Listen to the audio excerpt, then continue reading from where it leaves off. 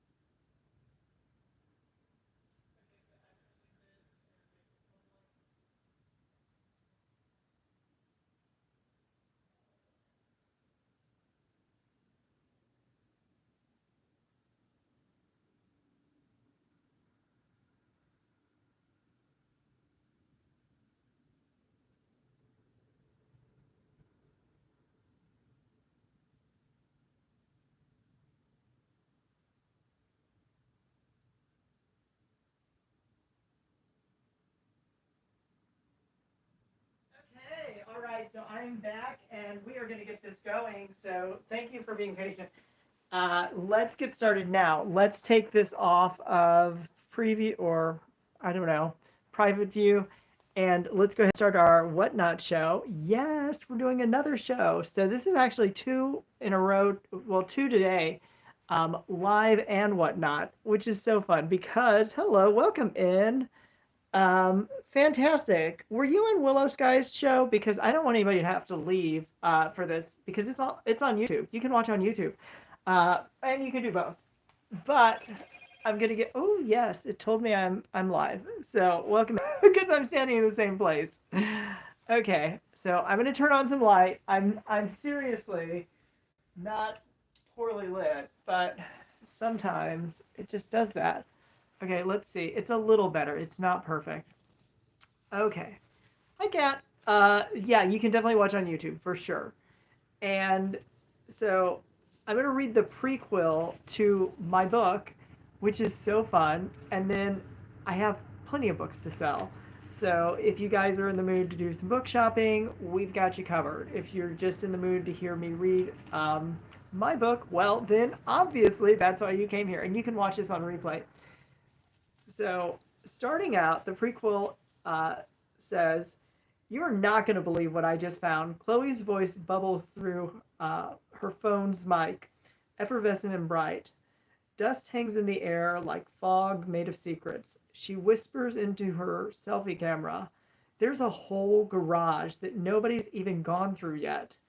The smell, the space smells musty, like damp cardboard and rusted dreams. Oil stains streak the concrete floor, peppered with curled up dead bugs. A single overhead bulb flickers and a single overhead bulb flickers uncertainly, casting jittery shadows over the plywood walls. OMG, welcome in. Oh, I should probably do a giveaway. I'm just reading from the I'm reading from the prequel. Let me do this. There. Okay, we'll run a giveaway. Yeah, that's good. People like giveaways. I like giveaways. Okay, so we got a giveaway going. So make sure you guys get in on that. Um, OMG, this is so vintage. Farmhouse. Chloe grins. tap the screen if you guys want me to go in here. And I'm reading from my prequel. You can actually watch some of this on YouTube, and actually the live is on YouTube as well, so totally easy. A burst of hearts floats across her phone. She flips the camera and pans slowly across the wooden wall, teasing the edge of the unknown. All right, you guys, she says, what are we looking for? The chat lights up. Norman Bates. Who dat? Little House on the Prairie. LOL. Behind her, there are a few other shoppers rustling through bins of knickknacks in the kitchen. Their murmurs are faint. She takes one step closer, dragging her oversized laundry bag like a broken parachute. Then she stops, turns, and gestures towards something deeper inside. And look at that huge thing behind me. This is the meat grinder your grandpa would never lend out. Look at the handle, that patina. You know someone's German grandma used this for liverwurst. She turns again to walk inside the garage. Oh, sorry, were you working at this sale or shopping? He wasn't there a second ago. A man had appeared, maybe mid-40s, maybe older. It's hard to tell under the brim of his faded USA flag baseball cap. He's standing just inside the garage doorway. Camouflage pants, Doc Martens, black t-shirt, sunglasses still on. Then choose or lose. Do you want to go into the garage with Chloe, in which case you're going to keep reading, or you want to back out slowly and trust your gut? Then you'll skip ahead. And that's how all of the pages are going to end. At the bottom of these pages, it's going to give you a choice if you want to keep going or if you want to take a different route. The novel itself is meant to be a choose your adventure format, which is really good. So I'm excited for you guys. Okay, actually, I can be playing this. That is perfect ambiance. How is that not happening? I don't know if I was playing it. Maybe I skipped that step. So this is us, and we're gonna go back to here, and we're gonna go to, let's see if it's in the right here. It's right here. This is the video we want. I think I just didn't have it looping, so let's put it on loop because it's going to take me a while to get through these. So this video has the first 3 pages. So the page that I just read, then 2 more, and they're all basically miniature chapters. So we're going to do repeat. Okay, thank you. All right, excellent. And let me throw that back there. Oops, I don't want to lose it. Okay, I know. You guys, I'm keeping my eyes on the chat. Things are getting wild, so good for you. Yes. Thank you to my mods as well. Okay, so the next story, the next part of this story starts with Chloe sets the meat grinder down with a grunt. Cheeks flushed pink from the weight, or maybe adrenaline. She shifts her phone to selfie mode. Okay, I don't usually do this, but I'm running a 20-second sudden death auction. I literally cannot carry this out, and my battery is gasping like a fish in a Ziploc. She flips the camera to show the grinder. Just look at it. Farmhouse industrial energy. But make it cursed, vintage, unwashed, possibly haunted. Starting at 25, go. First bid is $25 from Grandma Pickers, then $26 from Krusty Core, then $27 from Raw Milk Mommy. She squats beside the grinder. Okay, Raw Milk Mommy, I see you. Anyone else before my phone dies and I'm forced to live like a colonial wife. 2 seconds left. Bid $69 from Meatman 1998. The chat loses it.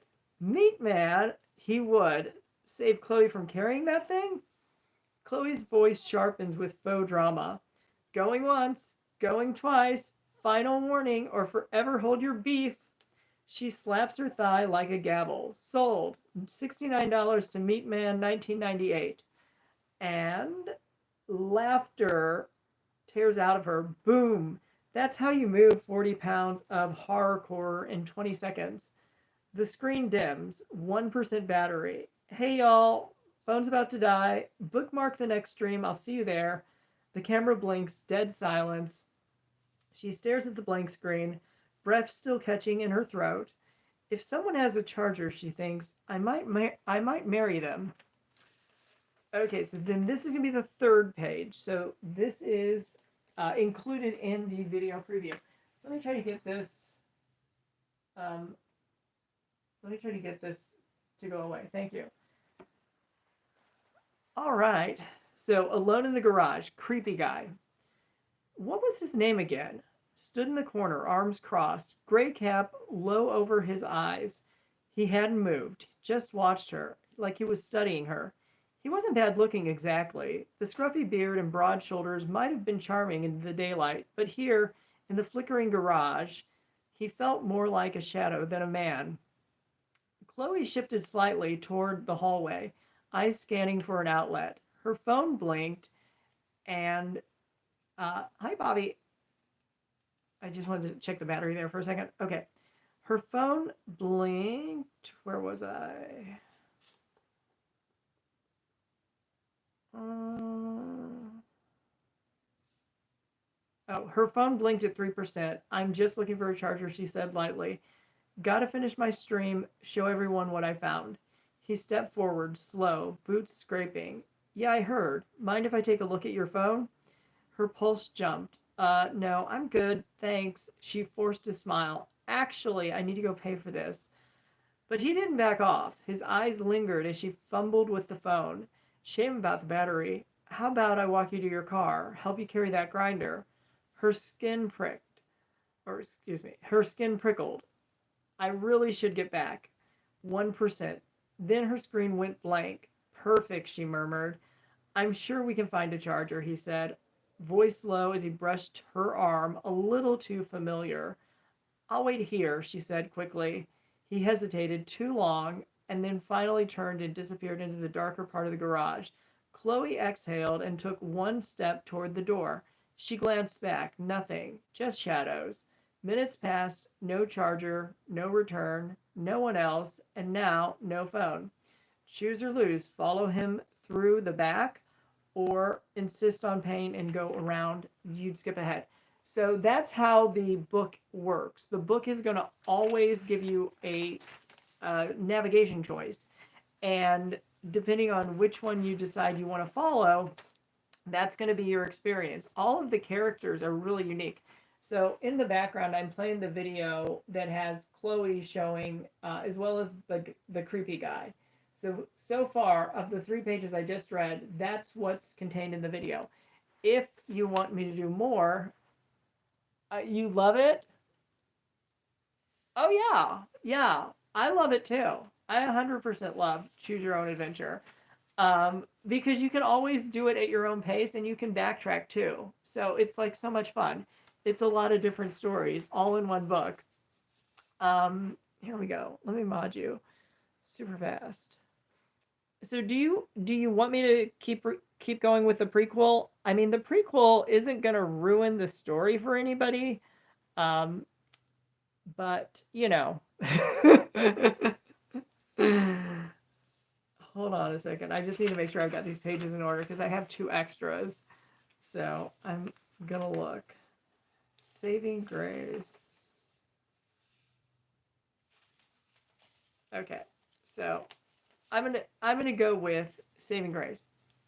Time to go, the man says, his voice a quiet command. He grabs Chloe's wrist, tugging her toward the shadowed backyard. But he has a problem. He's still holding the meat grinder. No free hand. The old garage door screeches halfway up. Actually, I did skip a page. Good thing I caught that really early. But yeah, we need to find that page. Because it kind of sets this one up. Hold on one second. I'm still looking. I'm still here. So let me actually take the pages that I already read. How about that? And I'll just put those down. That way I won't get them further out of order.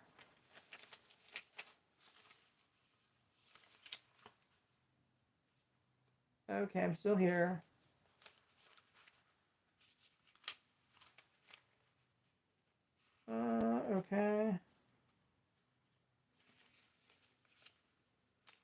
Okay. Okay, so one of the extra pages is just a choose or lose question. And then there's that. Okay, so I don't know how these pages got mixed up. There actually should be a page right here before this.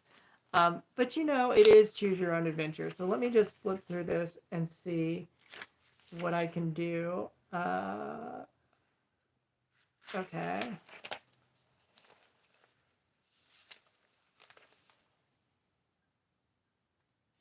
Okay.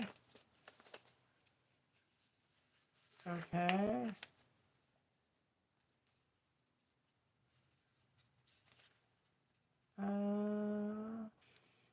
I think pretty much everything else is here. I might be missing one other page, but that's okay. Time to go, the man says, his voice a quiet command. He grabs Chloe's wrist, tugging her toward the shadowed backyard door. But he has a problem. He's still holding the meat grinder. No free hand. The old garage door screeches halfway up. Pale afternoon light slashes through the dim, casting Chloe in a halo of half shadow. Let go, she says firmly. Put it back. He grunts and drops the grinder with a metallic thud. Hey, is there any old Nintendo or arcade stuff in there? A new voice calls from the edge of the driveway. He's standing in profile beneath the garage door, tall, sun-kissed, tan from real time outside. His his vintage Levi's hug his frame just right, and an old E3 Expo tee clings to his chest. Long golden locks curl at the ends, natural blonde, shimmering in the light, like a surfer from a dream. He's overdressed for Phoenix heat, but doesn't seem to notice. His eyes meet hers, gentle, warm, green, like late summer moss. Were you just live streaming a minute ago? He asks, stepping into the space. I was, Chloe said, holding up her dead phone like a relic. Battery died. I was selling this. She points to the grinder. But the chat was wild. Now I can't even see who won the auction. How about you, bro? You find any old games? He calls casually into the house. Yeah, upstairs. My wife's waiting. The man mutters from the hallway before vanishing out of sight. Chloe glances back at the new guy, suddenly aware of how much calmer the room feels. He's younger, maybe late 20s, soft skin but strong arms. The curve of his smile is playful, innocent even, like he's replayed the moment she smiled back. I've got a turbo boost charger, he said. You want to use it? 0 to 100%, 5 minutes flat? Her eyes fall to his left hand. No ring, no watch, just a faint pink scar around his knuckle, like a story someone never told him. Just offering, he adds, with a shrug, his grin crooked and sweet. His whole presence feels like a second chance. She exhales slowly. So then choose or lose. Do you want to hand him the phone, or do you want to do no thanks and then keep reading? So obviously we're going to keep reading. That's the whole point of doing a reading. We keep reading. And how are we doing on time? We're fine. Oh yeah. Okay, so the next scene starts with the garage creaked halfway open before jamming, leaving Chloe half lit in the shadow. She tugged the meat grinder toward the driveway with both hands, breath short and face flushed. A shadow passed by the pavement. Oh, this is actually why my pages are off. That was an earlier version of what I just read you. So we're good there. So Tyler reaches in his front pocket. Chloe watches as he digs to the right side. Something's in there, or nope. He switches hands. Left pocket now. Still a bulge. Still no turbocharger. Oh, it's in my Jeep, he says, eyes wide with apology. I'm parked like 3 blocks away. I can run and grab it. His puppy dog expression is nearly convincing. Chloe softens but shakes her head. It's okay. I'll just pay for my stuff and go. He flashes a grin, quick to pivot. How about a trade? I'll carry that thing to your car, then I'll grab my charger and swing back with it. We can hang out for a minute, and I'm sure you're parked closer than me. She tilts her head. How did you know I was live streaming a few minutes ago?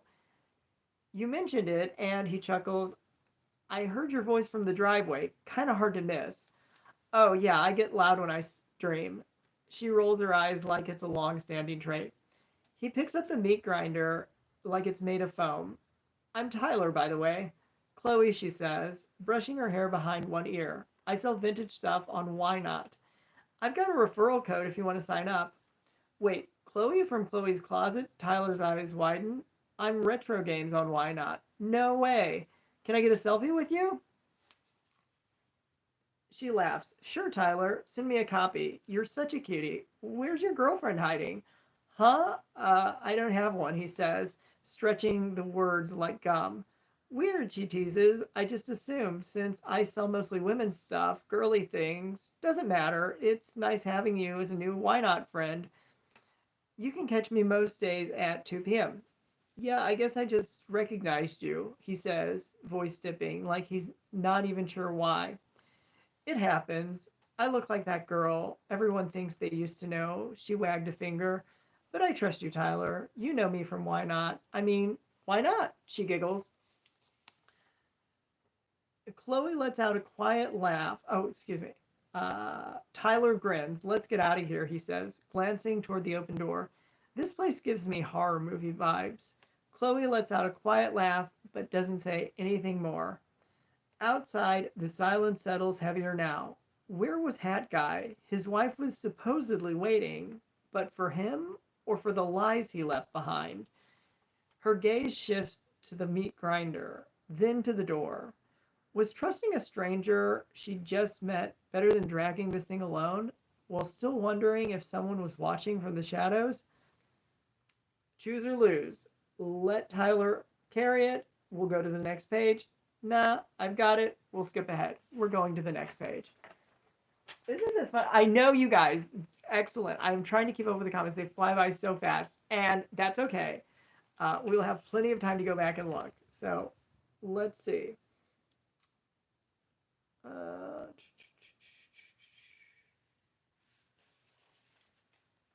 I think this is another early version. Let me just look at this.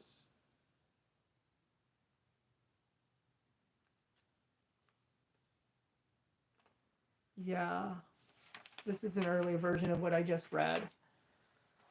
So you are definitely getting the full author experience. She's okay. So this is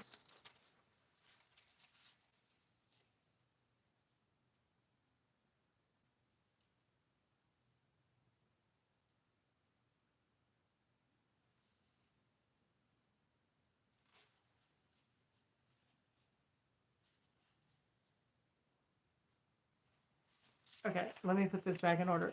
Welcome. Hello, good deal lover. So I'm just reading my prequel to my book, and you can watch YouTube and get the first 3 pages, but then this goes into the other pages, and it's really only supposed to be 12 pages long, but I had a few early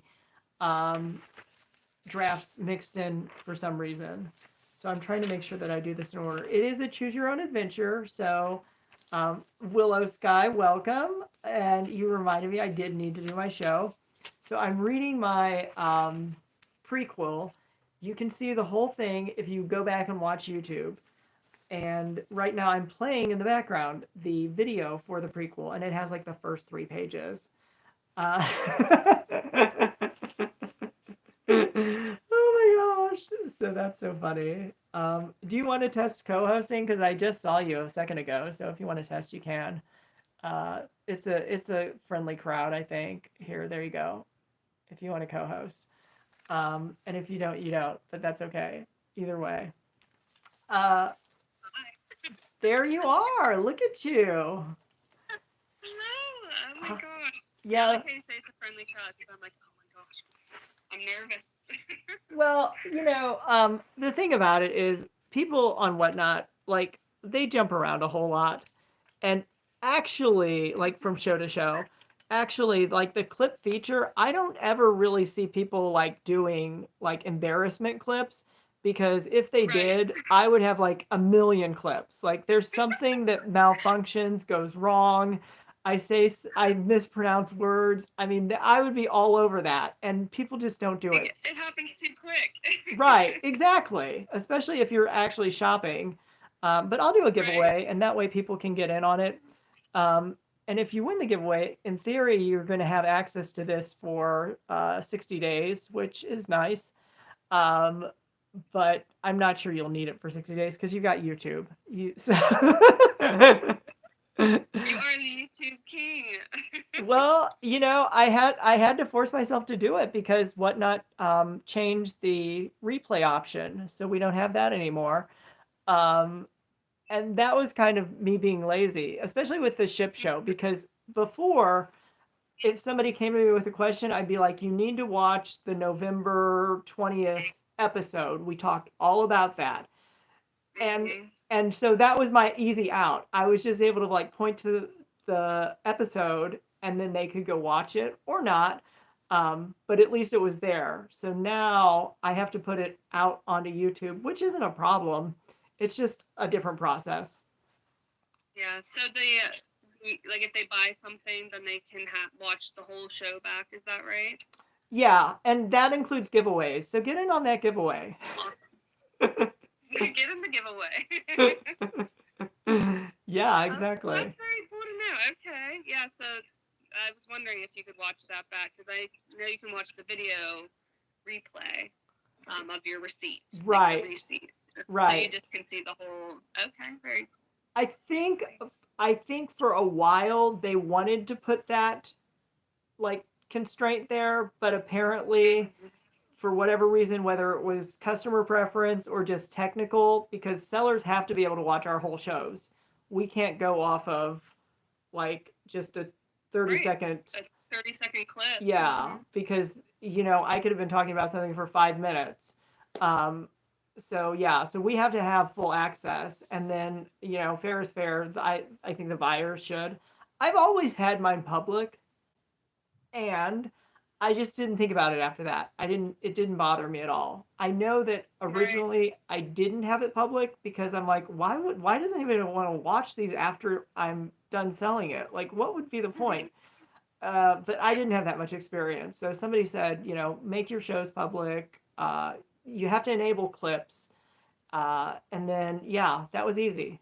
And once I enabled clips, somebody just clipped a random part of my show. And I was like, that's really cool. Yeah. That's cool. But a lot of people don't use the feature. And it's totally free. It makes you look good. It makes the person look good because it reflects on both sides. So yeah, I So think do you get notified if somebody takes a clip of you? originally I think I did get a notification. I mean, Whatnot has We might have to test that. yeah, yeah, exactly. So if you want to clip anything, you can. And then Clip you right now. right. So this is where I'm going to say my most poetic thing. So Whatnot is a wonderful platform because it unites people from all over the world. We don't even have to speak the same language, but we can do what we love the most, and that is shopping online. Yes. So. Okay, so you did know. Okay, very cool. Yeah. I'm just wondering because I'm like, if someone's taken some embarrassing clip of me, am I gonna know? I mean, yeah, like it's out there already. The things that happen on Whatnot compared to the general internet, I mean, this is like totally G-rated. Yeah, this is PG. Yeah, it's it's like I drop something and it breaks. Like that's about as bad as it can get. Yeah. Which has happened.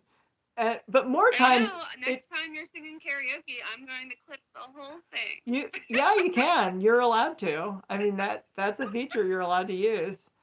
But you need to do one like the last time because I loved it. That was definitely a moment of inspiration for me. I usually try to do songs that I think I might be able to sing, and that one just came to me. I was so I did It's Raining Men the month before, and it has like three different singers, and I was trying to keep up with whose part should I be singing, so I was trying to sing them all, and it was such a mess. You don't think about that till you're in the moment. And you're like, wow, there's a lot more like parts to this than I originally thought. Well, get back in that giveaway if you haven't already. It took you out or something. Something weird happened there. Yeah, for sure. I don't know what's happening. Yeah, I'm in there. I have no idea. It's weird. But so okay, let me ask. So we've talked a little bit, and I don't want to put anything out publicly. So I know you're off to a good start though with your brand. Yeah, I won. Yes, you'll get a giveaway and you'll have access. Yeah, so I am switching things up a little bit, and I think that's my problem right now. And I think we might have talked about it a little bit. So I like to sew and upcycle and do things like that. And I had originally come on here and I was selling, and I like to go thrifting. I like finding different thrifted items, and a lot of my focus was on the thrifted items that I thought other people liked. Like I was looking for things for other people, and I think that's part of my problem, so to say, right now. Like I don't have, and I'm newer, so of course I don't have tons and tons and tons of people in my room. So I'm like, I was shopping for someone else. Where now, whenever I'm going thrifting, I'm thinking of things that I'm like, oh, I can see how I can make that into something that I like, even if it's. So I'm trying to switch that up a little bit. So right now, in my head, I'm like, I have a little bit of clearing out of things that I want to do. That way I can kind of start fresh. So I'm kind of in a weird in-between phase right now. So I feel like I've been kind of holding off on putting things out there too much. And I think that's probably why, because I'm in that weird in-between of clearing out and going in phase. But I did post something today on Instagram, a little sneak peek of something I've been making. But it's a little scary switching things and switching things up. I think that's a little bit of the problem. But also, you have time to experiment because it's not like you've been doing it one way for like a year or two. It's just, maybe your first few shows you did it one way and then you can try a different way. But no, I think you'll be fine. So I was embarrassed I didn't have that link, but you should be embarrassed. You should always have that link. And it's not easy to get. I went like through the process, like somebody, if they wanted to share it, it's not easy. So plaster it everywhere. Put it everywhere you can find it. You can put it in your show notes. You can put it like everywhere. Because again, going through YouTube to navigate it, if I was the average person, I would have given up. Like I just would have said, okay, it's not worth it. Yeah,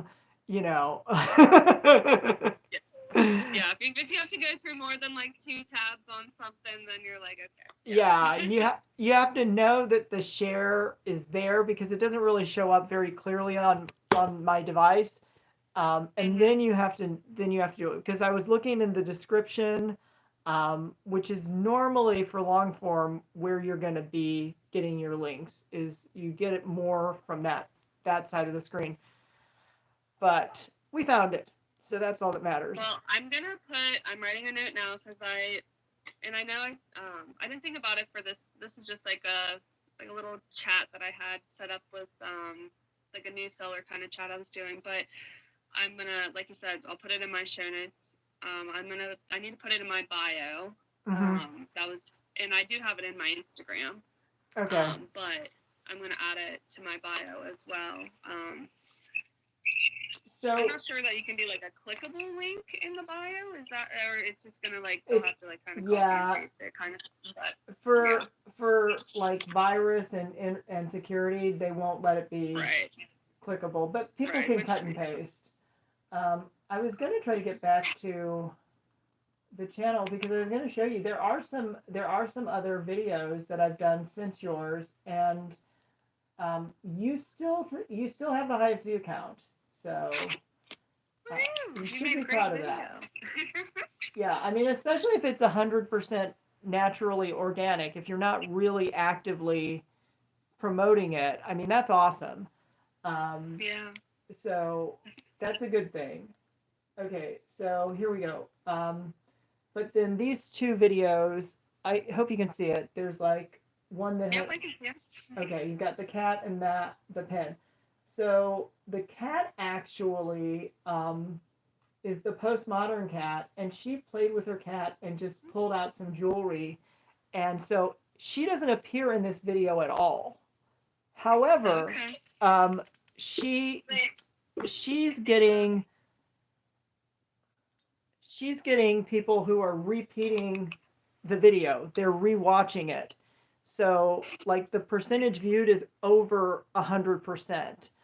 Um, so it's an example of different ways you can do things like this, and a lot of people they don't feel comfortable on camera. They don't want to be on camera, or if they're going to be on camera, it's going to take a week to get ready.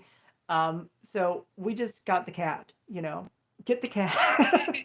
I mean, I would click on a video with the cat. I Yeah, get it. and like the shopping carts and everything. Like in the moment, I wasn't Yeah. paying attention, but now I look at it, I'm like, that is really cute. Um, Yeah, it is very cute. yeah. So anyway, so people watch this more than once, um, and then the Naughty Paws is another one. Now she has another following out on social media. I know for sure TikTok, but maybe other places. So she's bringing some of her customers over to Whatnot, and this is how she demonstrates her product. So you don't see her. So it really didn't. She didn't need to be videoed. Um, Right. and all of the short format on YouTube is really a free advertisement. It is a free 30-second commercial, and YouTube loves it because they want short content. But then over time, you build out a library of long form content. So that would be like a full episode of the ship show, or maybe even this live stream. Everything I do is edited. It's it's just how I've always been, because I have to go in and cut out pieces that don't make any sense. I'll start a sentence and never finish it. So Me too. yeah, exactly. So it does. Oh, you unlocked bronze tier. Congratulations! You are just the lucky I winner saw of that. the night. Yay. Well, good for you. So okay, well, what have you tested so far as categories? So really, I mainly stay in the contemporary, but I did try the like the activewear Mm-hmm. one, and you were with me that live. It didn't go great. Well, Um, you I know, didn't stay in that too long, but I went back to the contemporary after that, and that's really all I've been in so far. okay. And as far as contemporary, because I don't shop women's contemporary, I watch sellers I know, but I don't shop it. Like, are you seeing like a lot of competition? What's Yes. okay? There's a lot of competition in the women's contemporary. I feel like it's one of the, I mean, in my eyes, but I don't see, like you said, I see what I see Okay, it's only, charging. but I feel like there is definitely a lot of competition, especially if, like, the type of clothing I like, boho, girly, those kind of things, it can be very popular, and it could be, you know, a lot of competition in that area for sure. There under crafts, there is artisan handmade goods. So you may want to look at that one, because that Okay. one, well, first of all, you're not going to get the traffic, but then you're also not going to get the competition. So, Right. and you can change your category during your show. So if you start an And activewear, that's what it was like giving me trouble, but I didn't have my laptop that day. I was running off my yeah, iPad, and it was not letting me change in between. yeah, you have to do Um, it from a laptop or a desktop. Um, yeah. or you could start a different show. I mean, if you don't have people who've like already started their shipping discount, it's really not a loss to just start a different show. Um, Yeah. but yeah, so you've done activewear and women's contemporary. I I'm gonna be the instigator and say one of your shows, just make up your mind which one, and category hop as much as you can. Like every 30 minutes, change categories, and see what happens as far as people coming into the room, if they stay, if they buy, if they, what the vibe is. Yeah. Because a lot of the products I sell, I've noticed that they don't always sell when I first present them, but then they'll sell the second time. So, it's one of those people maybe like previewing and then you get the order, but then sometimes people just don't buy it no matter what it Right. is.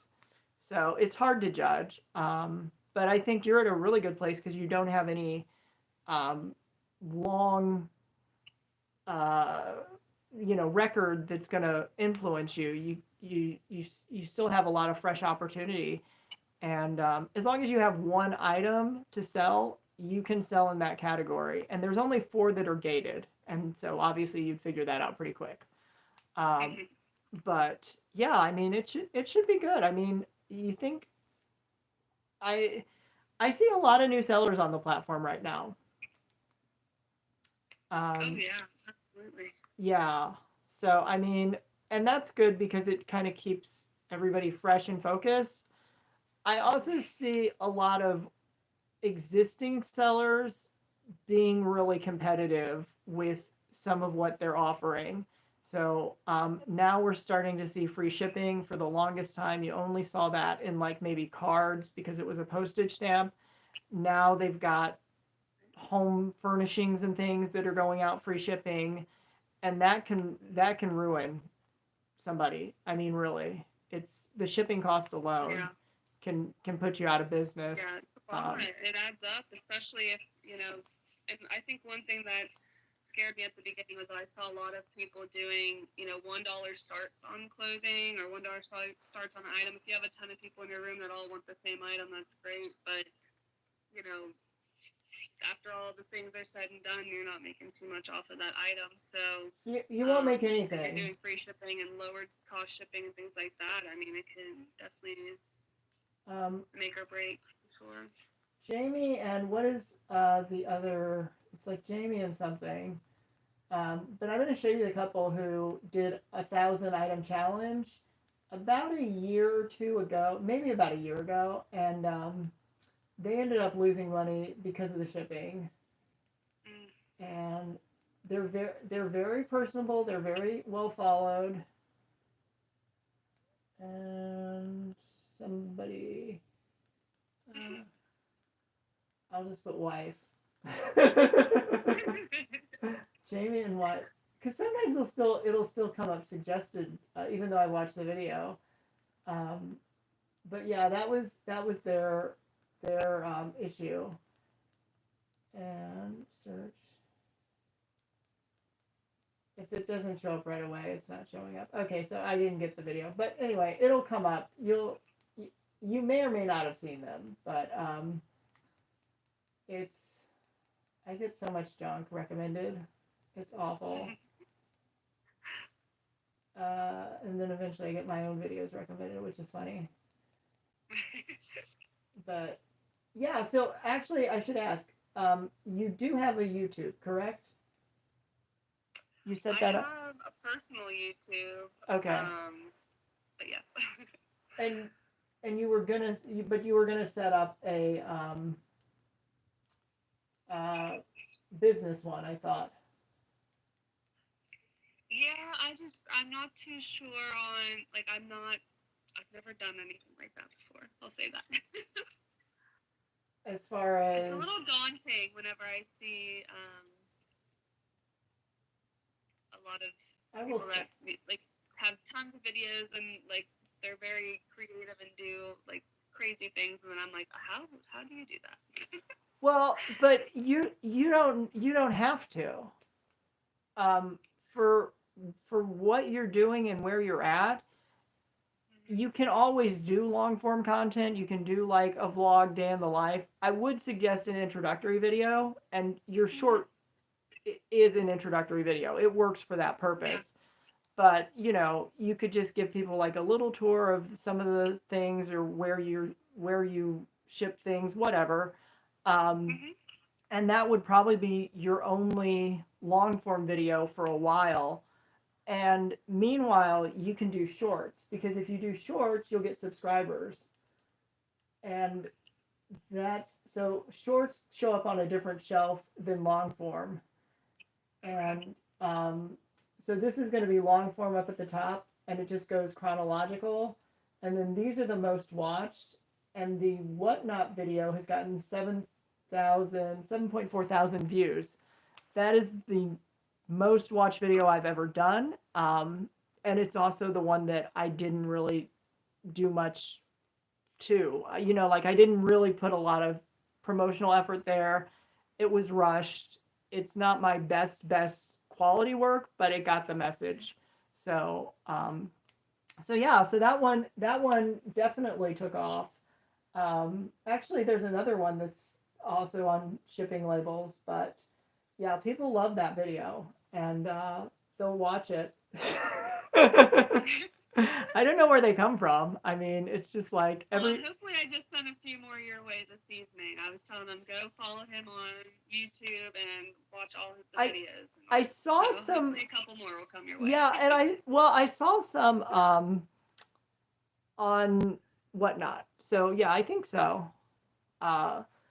But it also gets to a point where you have so many people connect, because I forgot that I even introduced you to your friend. I really honestly did. I'm like, it was nice though, because it was nice to know like you thought of us, and it was nice, so I appreciate it. Well, but those are the things that I'll think of in the moment, and if I don't do it, I won't remember to do it. So like I force myself to do it, and then after that I just leave it alone. But yeah, like I had no idea that you two had actually connected, so that's my bad. No, that's fine. You had shared her one. I think you shared her channel to me, or one of her videos or something, and I went into one of her lives when she went live next, and then I've been talking to her, so she's super cool, super sweet. So that was nice. I appreciate. Yeah, she is. So, but yeah, getting back to what you could do with a YouTube channel. So the good news is nobody knows you. None of your friends and family ever even have to go there. If you tell them to go there, they won't. So if you don't want them to see anything, tell them to go there. Tell them to go there, yeah. Yeah, but that's the point. Is like my family doesn't even watch my videos. I'm okay with it. Like whatever. But the point is, you could kind of like almost in disguise, you could just have it out there just to see what it does for you. But I would say do the shorts and really. Do you have an iPhone or a Android? I have an iPhone. Okay, so you can't use YT Create, which is for Android. So you have to find a different video editing thing. But I'm pretty sure iOS has something that's easy to use. And then you can just upload those straight to YouTube, do everything on your phone. And you can make like shorts in less than 30 minutes, depending on like how long you want them to be and how involved you want them to be. If you want them to have text and music and graphics, that's going to take longer. But if you're okay with just a short clip, I mean, it just takes you the amount of time to film it. And so yeah, so welcome in, guys. So we have Willow Sky with us, one of the biggest and fastest growing brands on Whatnot. But but yeah, I was gonna tell you that the follower count, like once you're over 1,000, I can't mentally process like who I'm following and why. I mean, and usually if somebody follows me, I just reciprocate. There was one Right. moment where it was exactly even, but now it's not. Now I have more people I'm following than are following me, so I don't know. I don't know exactly. Um, but the other thing is a lot of people don't go by their whatnot name. They go by their nickname or their real name, and so Mhm. it's like, who are you talking about? Uh, yeah. So Yeah, I think whenever I followed you on YouTube, it was my it's not connected to my Willow Sky name, so it's under my Stephanie something. So I am following on YouTube, but you wouldn't yeah. even know it's me. Right. Right. Eventually, I'll change it and follow you under my Willow Sky. Right. Well, so the point is, for advertising purposes, you can get shorts out there. There are different features with YouTube, just like with Whatnot. So the one that is most often used are the long uploads. So videos that go longer than 5 minutes. It can be hours long, but that's what YouTube has always been there for. The shorts is what they have heavily promoted and incentivized. So if you do upload shorts, your subscriber count will start to tick up. It's just how it goes. Um, Yeah. but the subscribers doesn't mean they're gonna watch your other stuff or buy something from you. It's just a number. It's like Right. followers, but still, you eventually have to build up enough that it looks like people are wanting to watch your stuff. Um, Absolutely. yeah, and so I mean, YouTube is very crafty about how it presents information because like there are people who consistently will get like 250,000 views, and then there are other people who maybe every so often they'll get 250,000 views, and then like they'll get a video that has 20.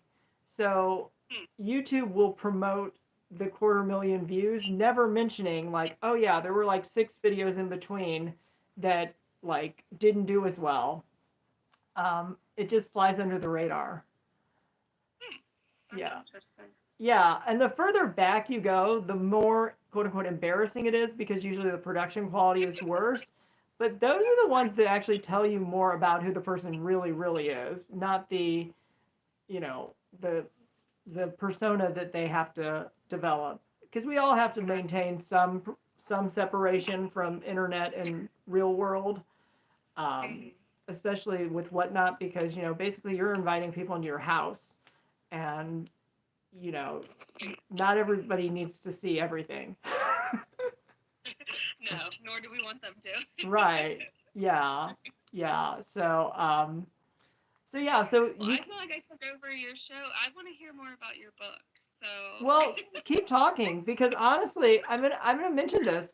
I've been doing okay. sale book selling shows in this category, Mhm. and it's always been a slow category. But Okay. like right now, like it's beyond slow. And it could be the books that I have to sell. It could be a lot of different things. So I'm not missing anything. So yeah. Okay. So I as just want far to as make sure I didn't want to take over and oh, it's take fine. your time, and I still want to hear more about the book though. Well, there are a lot of people who say, like you should ask the host if it's okay to promote your show or whatever. And I don't know, maybe it's because I'm used to Whatnot now, but I'm like, I don't care. Like, just if you're gonna promote your show. I'm not gonna tell you not to. Same. Um, it's we sell things on the internet, so we can't be shy about that. And Right. yeah, so I'm like whatever. So, but there was Well, what, you've been a huge huh? help to me, and I appreciate it. Um, I'm trying to remember. So, what show was I in whenever I met you, and I won the giveaway for you to make the video? I Those can't were remember from now. the ship show. and those are Was that on seller. the zip show? Okay. Yeah, those are seller support shows.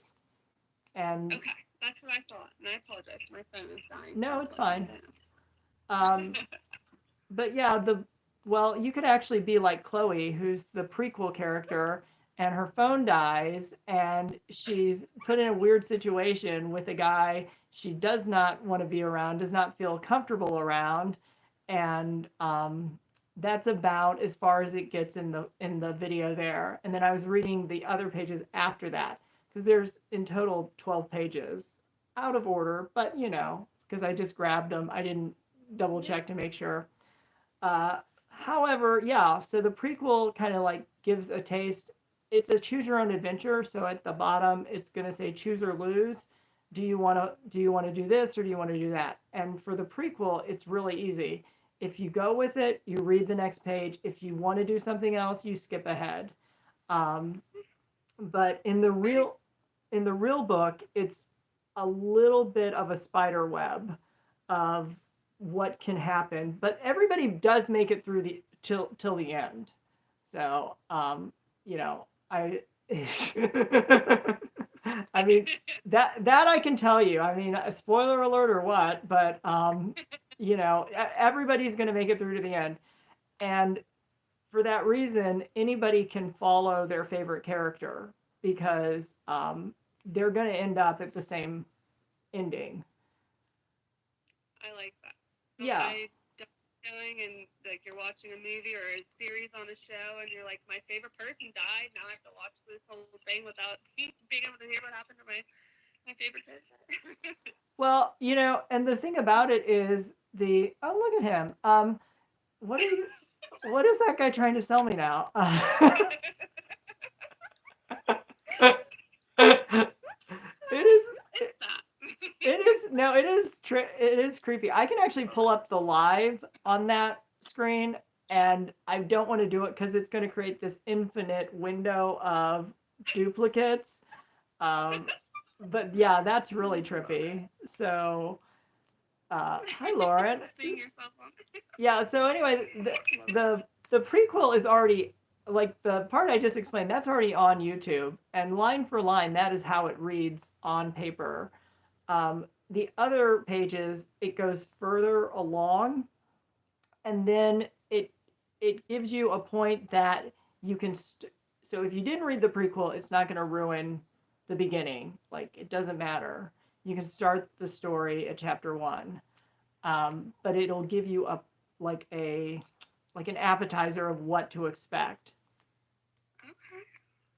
And you did freeze, by the way. Oh.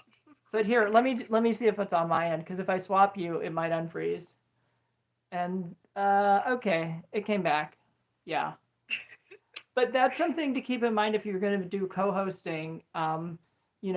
Make sure you and your co-host know how to use the different features. And then the worst case scenario is you just exit the room, or they exit the room and come back in, and that'll reset the video. But you don't want to be doing that like too often. Okay. But do you see this? I appreciate it. Yeah. Do you see the swap arrow on your phone? I don't have a swap. I have a switch. Switch. But I think that's what would Yeah. my screen. Yeah. Maybe if I hit more. No. I think the switch is. Is that for your camera? Probably. Well, yeah, because there's my wall. No, it didn't. Did I move up or down? No, you're in the same spot. Okay. But let me try. That's funny. Oh, wait, here. Oh, there. Okay, I found it. Okay. I have to hit the 3 little dots that say more. Okay. And then there's a button that says swap videos. Okay. Interesting, but that worked. Yeah. Yeah, like the version of the app I use, it still has it there. Okay. But for me. Yeah, I will tell you the truth is, once I got this setup working, I never updated this device after that. So eventually, I'm sure I'll have to, but along the way, I'm just like, nope. Yeah, I'm gonna stick with what I know. Yeah, yeah. So the buttons, Yeah. they're wherever they are. But hi, Anne. So yeah, so the book is, you can read the prequel. It gives you like a flavor of what the story is going to feel like, and then when you get into the book, you can meet the characters and you can decide which one you like the most, and just kind of like follow their path, or follow the main path, or kind of weave in and out. There are okay. There are five main characters, um, that have paths you can follow. So they do go from like mild to wild, and the ones that are a little more wild, oh my gosh, it was fun to write, but hard to link. Um, I love that. yeah. So, but anyway, so you've got like like the G-rated or PG, and then you've got the, um, I don't know, like, it's none of it's explicit, but whatever. You got to have a little bit of fun in there. Um, but yeah, it's I love that. yeah, it's really good. And the only way I was able to do it on my own, in 2 weeks, was I used ChatGPT and Gemini, which is Google's AI assistant, to do proofing and like fact checking and stuff. Basically, the work that an editor would normally do. I just went to artificial intelligence. I'm like, here, fix it, or find it. Hold on 1 second. Here, let's switch chargers. You don't want that? Okay. Sorry, charger's not working. It's okay. There we go. I thought I was gonna lose you for a second. Yeah. So, So, on my are you selling your copies of it that you're selling? okay, you'll have to repeat. Sorry. That's okay. Do you have copies that you're selling of the book in here tonight? No, and that's the other thing about it that's going to be a little bit different. It's not going to be sold right away as an actual single bound copy. It's going to be sold in part one, part two, part three, part four. Okay. So at any point, if somebody just decides, not for me, don't buy it. Like, just fine. That's you know, Right? you, No you harm, no foul. yeah, like you might be somebody who just reads the first part and says, okay, that was interesting, or not, and done with that. But eventually I'd like to get it all consolidated. However, it's really expensive to self-publish stuff. And, you basically have to know that you're going to sell a certain thousand number of copies to break even. And because this is a area that has not been explored, or a style that has not been applied, I don't know what the audience and viewers or readers is really going to turn into. Because, like, adults usually don't read Choose Your Adventure series that I'm aware of. Yeah, it's cool though having like an adult version of something that kids have, because we don't always get to have those luxuries and those different things. Probably am. Yeah. But it's very cool to have that. Yeah, and the thing is, without the internet, the story doesn't really work, because people are in all different cities, and you wouldn't have a way for them to really be communicating actively, um, if it's not through the internet. So this is definitely an internet dependent, um, title. Well, I already am interested. I'm sure I'll love it. So. Yeah. But I'm glad you popped in. I'm glad you did your show tonight, and I had Thanks. you bookmarked I'm for. glad you popped on. I felt bad. I saw you. Was it yesterday you went live or the day before? Because my days are all blurring together. And I I was at work and I tried to hop on and I It was didn't probably, make it. yeah, I didn't go on yesterday. It was probably the day before. I'm gonna tell you the real thing. Everybody says be consistent, do the same time, same category, whatever. Realistically, try it, give it 2 weeks max. But if you don't see sales from it, do not come on another 2 weeks and just hope that it's all going to change. Um, there are some things like everybody wants to blame the algorithm, and fine, but there are some things that the algorithm has no control over. It doesn't control the economy. It doesn't control somebody's vacation schedule. It doesn't control, like their purchasing um, choices necessarily. It can influence it, but it can't direct it. And so yeah, so I'm fine testing out books. I actually wanted to do books for a while, um, but I don't know that books will or won't be the way to go. I just think they're so easy to ship. And I have like when I put books out, they're basically bookstore quality. So, I do think people get a really good value there, but they're not always the titles because people were asking me for romance titles, and I saw a lot of romance on Saturday, and I was like, I've maybe sold a handful of romance books, but it's nothing I ever went looking for. Right. So, Hmm. and it could just be the time of the year or whatever. In a few months, it might be mysteries, it might be science fiction, it could be anything. Um, so, so yeah, so I've been happy with books. And oh, by the way, postage is going up July 17th, or no, July 13th. July 13th. July Um, 13th. yeah. So, which we don't have any control over. It's just going to be whatever it is. Uh, but I do hope that we're able to keep that, magic priority mail deal going. And otherwise, it's about a 7% average that people are going to pay extra in postage, including postage stamps.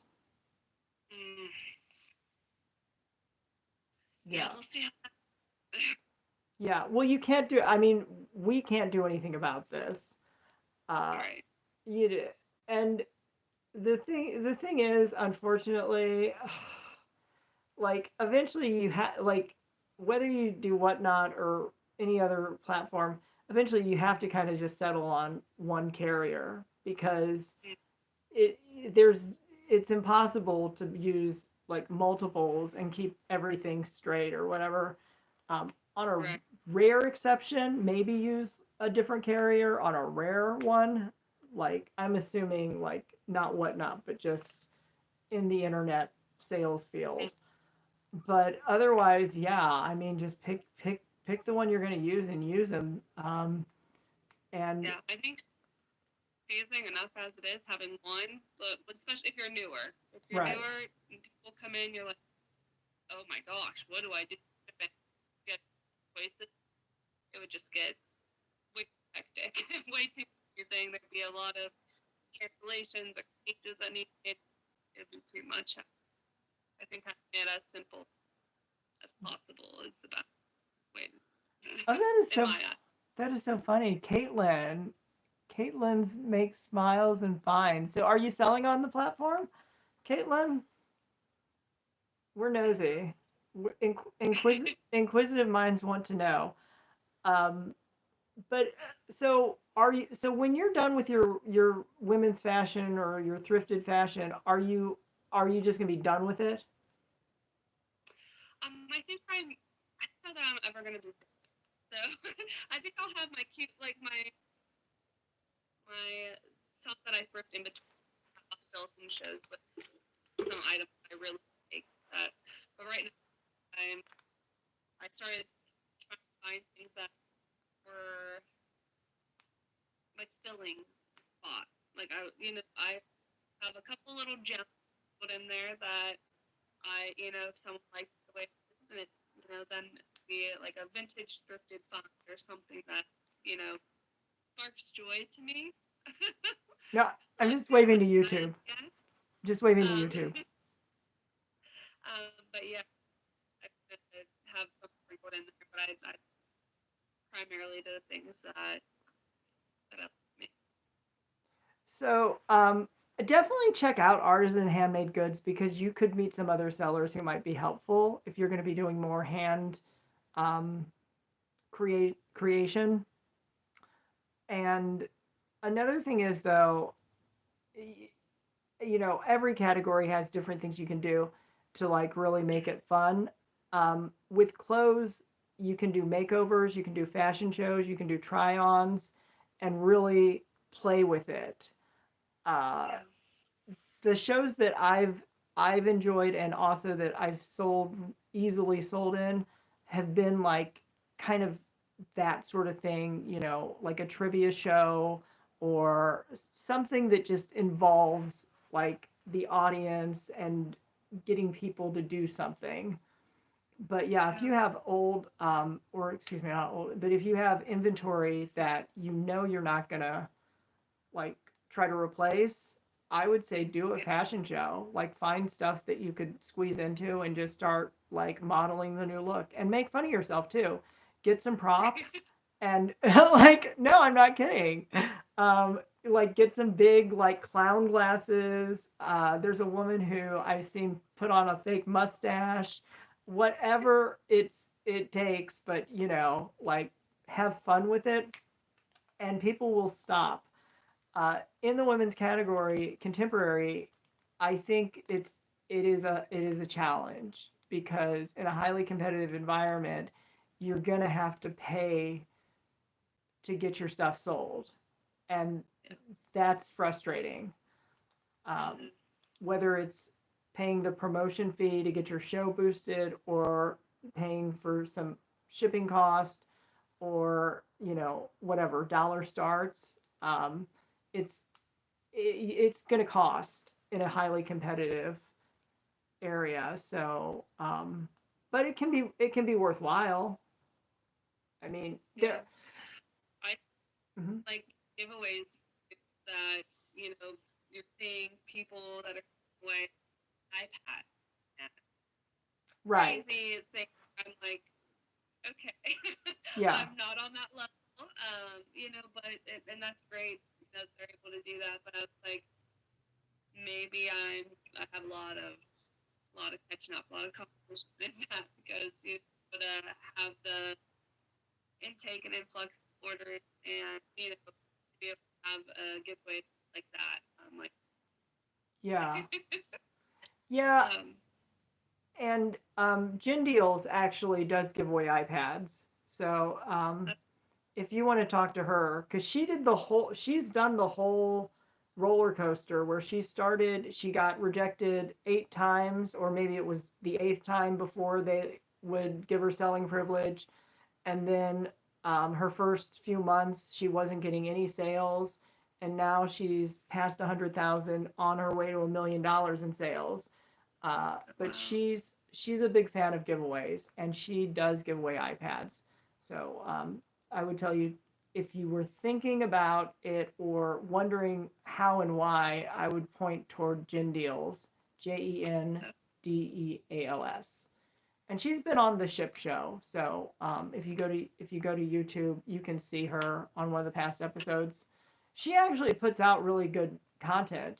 Um, the challenge is it's not always the quality of the content, it's how it's packaged. So I mentioned earlier, I everything is edited, and if it's not packaged well, it just won't get seen. And even if it's packaged well, it still may not get seen.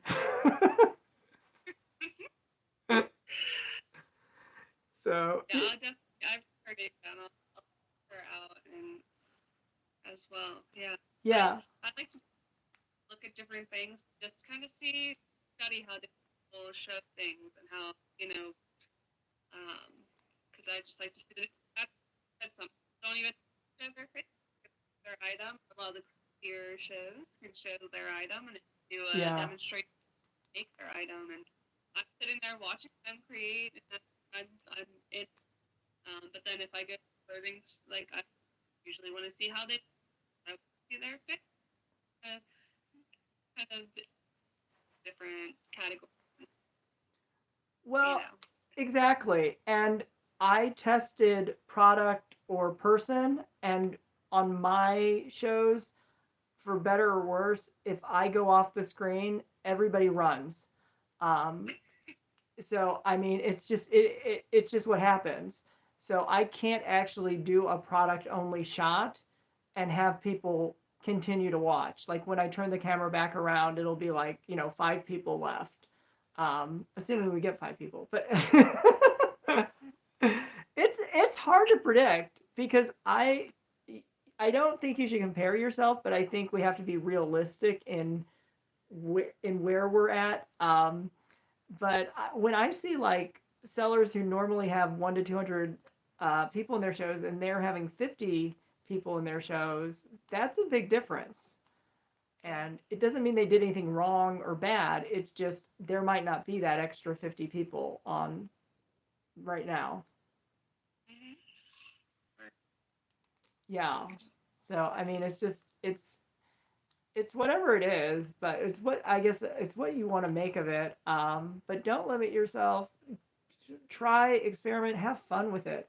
And I would still tell you do YouTube because if I could go back in time, I would have done YouTube all last year, and I didn't.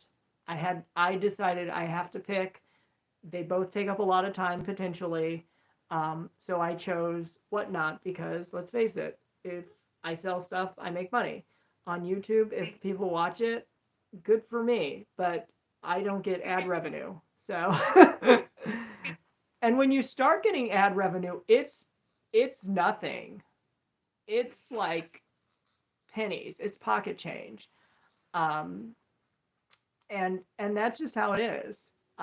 So whatever you have to have a lot of views to get any significant amount paid.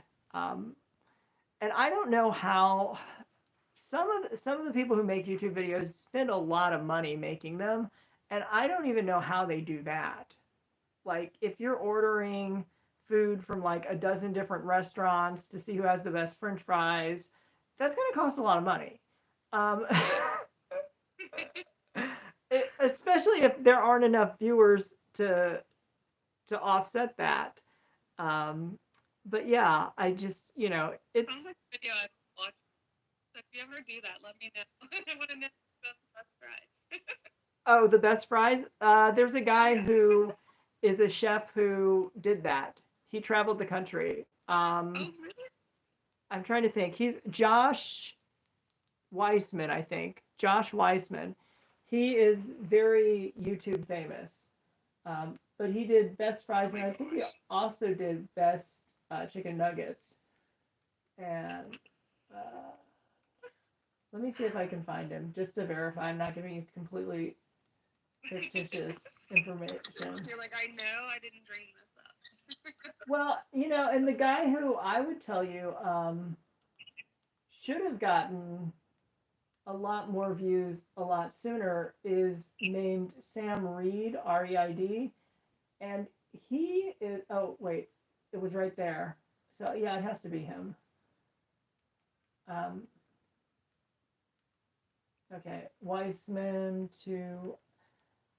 He was yeah. This is him. So Joshua Weissman has done a best fry review, and also every fast food chicken. So yeah, he's done that. But he's getting 5 million views, 2.4, 4.3. So that technically would pay for his travel and food cost. If you're getting 250,000 or 100,000 or 50,000, it's not. But yeah, I would tell you Sam Reed is actually a really funny guy because he was really smart. I think he used the downtime at the beginning of the decade to um, film an intro that otherwise he never would have been able to do.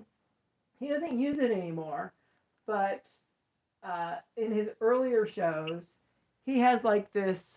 I'm trying to think of the talk show that he formatted it after, but he basically formatted a professional talk show intro where it's just him in all these grand spaces that were totally empty.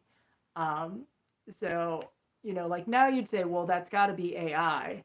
But Yeah. when he was doing it, I think he just recognized the opportunity.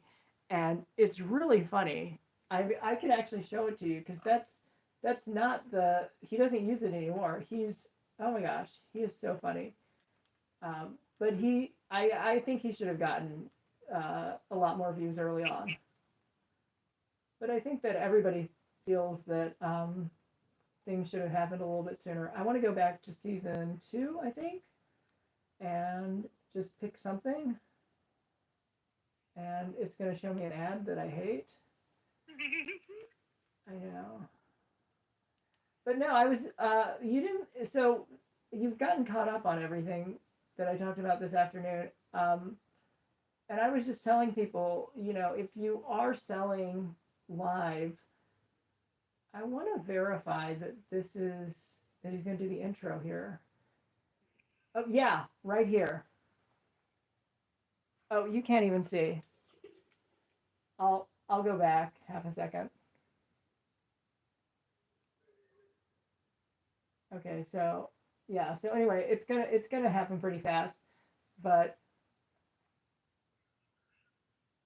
it's gonna come up.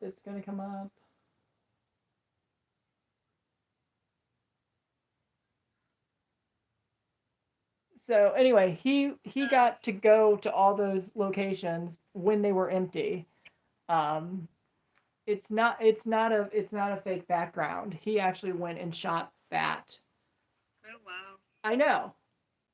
I mean, there were just those rare moments when you could like roll a bowling ball down like a street in Times Square and it wouldn't hit anybody. Uh, Yeah. Would never be able to do that anymore.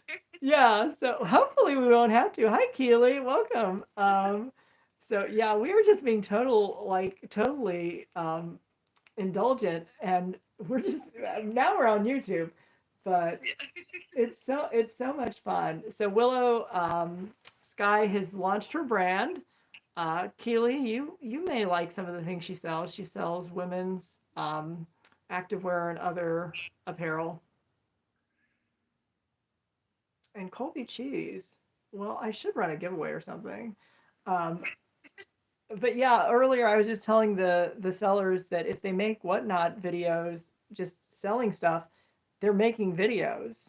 So you or anybody can put them on YouTube, and anything that you get in addition to whatever you find on whatnot, I mean that's just extra people who want to buy stuff from you or see you, and that's that's how it is. Uh, so yeah, so it's fun. But I'm trying to think. So what did you? Hold on a second. What did you? You asked me about something, and we got on this tangent, and I'm trying to think of what it was. Yeah, I don't know how it kind of spiraled into. Well, let me think. Yeah. We were talking about making the YouTube videos and different Okay. apps to use them and things like that, and I think that's how we got here. Yeah. Yeah. So, but if you've got a video editor, a basic one on your phone, you can do the short videos and test them out. I mean, if you want to see like embarrassing, I can show you like my embarrassed like, and I'm not embarrassed, honestly. People want to watch what they want to watch, so I'm gonna just shortcut back. Got sucked into the internet. Oh, now. thank you. How did you unmute? Uh, I don't have my TV remote in hand. I don't know how it unmuted. Okay, so we're gonna go to the channel. Keith wants you to do karaoke too. Yeah, that's fine. So if I go way back, I gotta go way. And it's so stupid. It's literally really a dumb video, but it's still got views. And da, da, da, da. Holler if you see a pig butter dish. Okay, this is more than a year ago.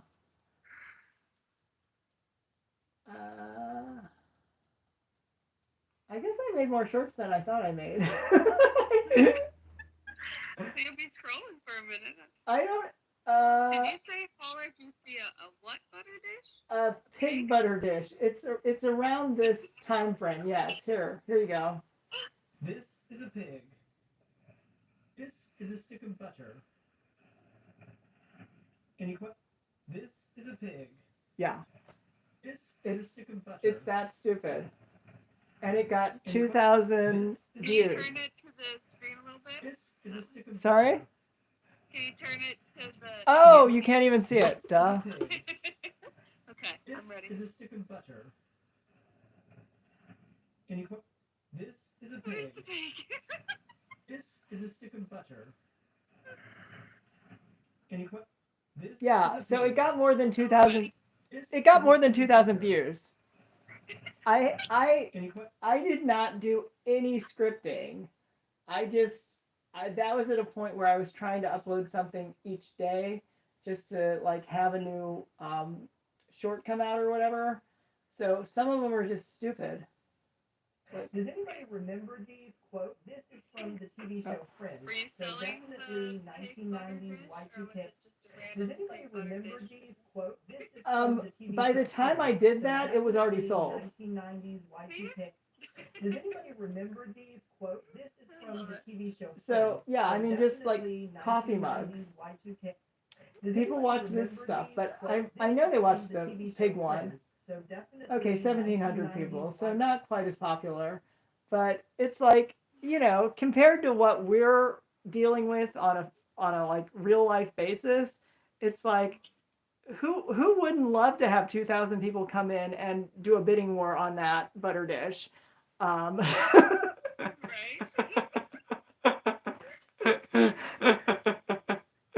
if you still had the pig butter dish, because now I want a pig butter dish. You can buy them every year. They always clearance cycle, and they're almost impossible to tell apart. There will be like one small detail, but it'll be like basically the same thing. So you have to time it.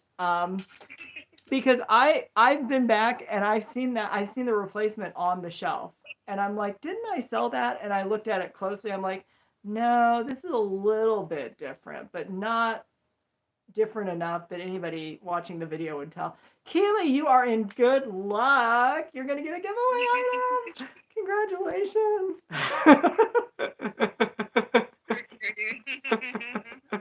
Right, exactly. So yeah.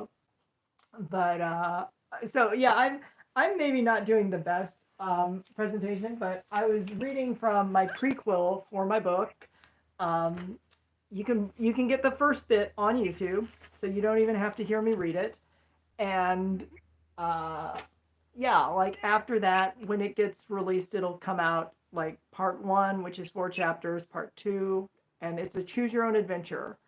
So and I think that'll be fun. I mean, it's kind of like how I guess Netflix sometimes will drop like chunks of a season, so you don't have to wait too long. But if you lose interest, you don't have to keep watching it. I love that idea. It's good for people with short attention spans too. Well, so you need yeah, and that was if I write something, I can like fill out pages, but not everything needs to be kept. So like just as an example, like 12 pages can easily get edited down to 9. And then if I really go back over and over, it can come out to as little as like 3. And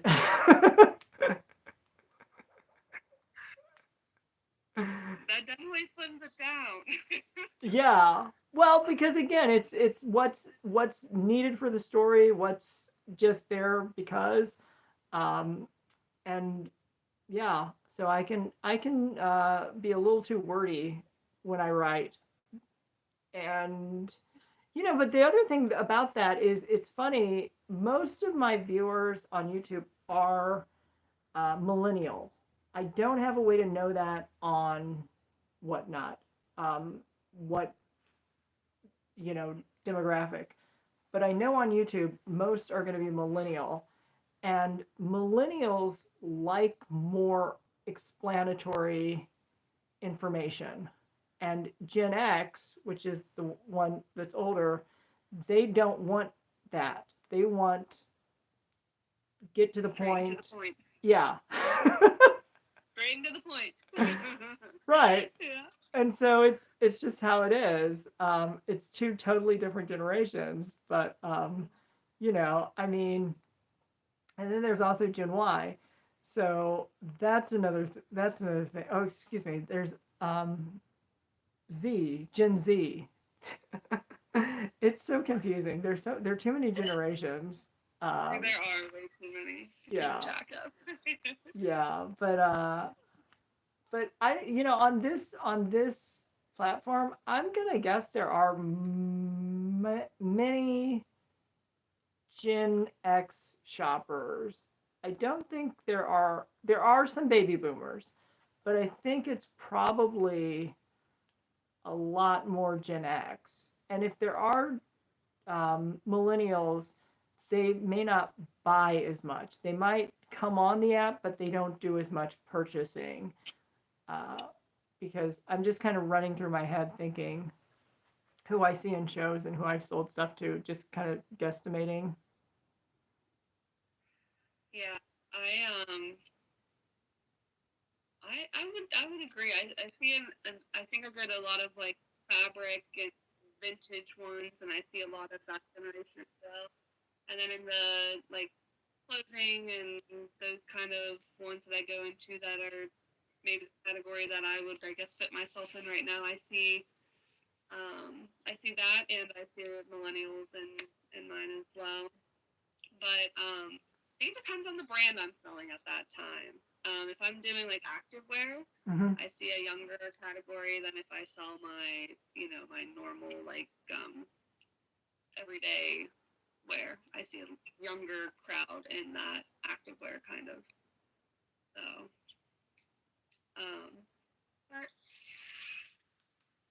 Yeah. Interesting to see though. Well, and I know what you mean about not wanting to add inventory because, and I've gotten to that point myself. It's like if I'm buying it to resell it intentionally, it's something I don't want. So Yeah. I can only do that to some extent, and then it's like enough. But it just depends. Yeah. If I see something that I'm like, oh, I know 100%, I know someone that'll love that, or I know that is what a lot of my people like, 100%.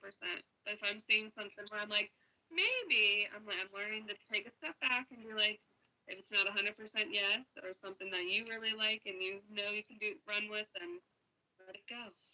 Let it go. Yeah. Well, and the other thing with that is, I personally did not know how much money there was in the used clothes market. I had always just donated or given things away, and Right. it's funny because I did change sizes, um, and so like the old stuff, I was like, you know what, I should just put it online, give somebody a good deal or whatever. And then I can think of a few pieces that sold for more than what I paid for them, and like original retail. And I'm like, huh. You're like, wait a minute. Yeah, and I got to use them. Like they were like nicer blazers or special occasion coats, and I got to wear them like once for a holiday, and then I put it online, and it's like it goes. Um, but it's funny because not everything. But yeah, a few things will go. But people do brand shop a lot. I know that. Yeah, absolutely. I think that's one thing too. You'll see a lot of the specific brand. If someone will come in and they ask for a specific brand that they're familiar with, they're comfortable with, which is great if you have that brand on hand. But and so I do watch that as well. Where if I am out there shopping, I know the brand, then I go that way. But whenever I upcycle and I try to make something from something in it, it doesn't matter as much what the original brand is because I'm going to make it into something that I like. So I can kind of have a little bit more wiggle room with that. So you know how to sew. Yes. Okay. Well, that's a good skill. That It's is. fun. It passes the time, that's for sure. Yeah, and actually, if you do plan to stay in the sell in the clothing area even a little, you might want to make some friends with other resellers who find like damages, and then they'll do a call out and they'll start it for like $1 or something. You might want to just say, I'll buy a bulk box from you, and that way Yeah. you don't have to sell things like for less than your other stuff. Sell all your other stuff at the price you want, and just get the ones that have minor flaws. Yeah, minor flaws. Yeah. Yeah. I mean, eventually it could be things that are just completely destroyed, but I'd start. Yeah, like I have a dress that got a hole in the fabric on one side, but I'm salvaging the rest of it by cutting the lace and the other fabric off around, and I'm going to reuse it for something. Yeah. Still going to use it in the area where it wasn't, able to be used in the toss. So not really worth anything in the condition it was in, but can be made into something else. So. Yeah. I mean, it's funny because people say they want handmade stuff, but anytime I've really looked at it, they don't pay a lot for it. Yeah. So that's kind of like a little bit of a I don't know, buzzkill, and that's the other thing is I don't usually sell a lot of the finished crafts that I make because I made it because I wanted to make it. And also I know the amount of time and materials it took, and so it's like I'm not selling that for $1, $2. It's right. Yeah. Well, and you're your hardest critic too. So. Well. I know I am. So if I find one little thing, I'm like, I can't sell that. Yeah. I see this one little thing no one else might not even notice. But I'm like, nope, not good. Well, and that's the thing. That's Yeah. That is the thing I do like with Whatnot is because it's live. If you catch it, you can point it out. The person can decide. Um, I think the funniest thing I've sold has been a gift box with a hole in the side of it, and I didn't notice the hole until I was already running the auction clock, and I opened it. I was like, okay, you get this box plus whatever's inside. It was Christmas stuff basically, and it wasn't like a big hole, but there was a hole in the side of the box. Oh, you got a little sneak peek at what's inside. Right? Yeah, yeah, and but people still, but it's still sold. Nobody tried to like back out of it or cancel or whatever. Yeah. So it was just funny, and really I think the value probably was the stuff inside the box, like gift tags and different cards and whatever got stuffed in there. Yeah. But yeah, I did not know there was a hole in it when I picked it up and started to auction it, and I was like, okay, well, It must have still had value, and that's all that matters. Right. Yeah, so that's the thing I like with whatnot, and it's different. Remind me what your other platform experience was. You sold elsewhere? Only on Poshmark. Okay. Um, because when you come to any platform, you kind of have to relearn everything. Um, Even though we know it, we don't really know it. Right. Oh yes. But yeah, so I was going to make a point here, but the point is the newer sellers I've seen recently, they are very focused or fixated on the product itself and being accurate with the description and photos and things like and like it's like I can't tell you, but you just need to shake it out of yourself. It's not the product, it's the customer experience, it's how you present the item, it's the chat that you gather. That's why people shop and make purchases on whatnot. That's what I've found. This phone is going to die. It's been plugged in the entire time. I am not kidding. It did that to me earlier. Mine was doing the same thing. It did Mine that. was doing the same thing, and I had to switch chargers. Yeah, it did that earlier, and I did recover. This is one of those occasions where I don't think this show is worth recovering. We're just chit chatting. Well, and that's totally fine. And you have those shows, and I've been in people's rooms where nobody's really shopping, and it just like is kind of like chit chat. Um, that is another thing I will tell you is I have very mixed feelings about doing shows knowing you're not going to sell stuff. I personally, like, if I do a public show, I'm going to sell stuff. That's the point of it. And we might have that one person, but if the battery dies, that would be sad. But, there are people who, like, they'll just do, like, seller support or whatever they're calling it. And knowing for the next 2 or 3 hours, they're not going to sell anything. Um, the issue I have is, yeah, there needs to be seller support in measured quantity, but when you take a dozen, 2 dozen people out of circulation, um, there's a money cost there, and you can figure out what it is just by taking their average sales per hour and multiplying it by the amount of time they're spending not selling. So seller supports aren't really without cost. And I'm not knocking you. It's just the fundamental framework that we have to work within. And for that reason, I've really tried. I always have on the ship show stayed to 1 hour, just done in 1 hour. Right. And because I think that that's fair. I think if people have questions, they can spend an hour learning and getting their answers. I think that an hour is fair. I don't think 3 hours is fair. But then I also get people who say, I'm never going to be able to make that time. So it's like, understandably, you're not. You can watch the YouTube and you can find a seller support that works with your time window. So Right.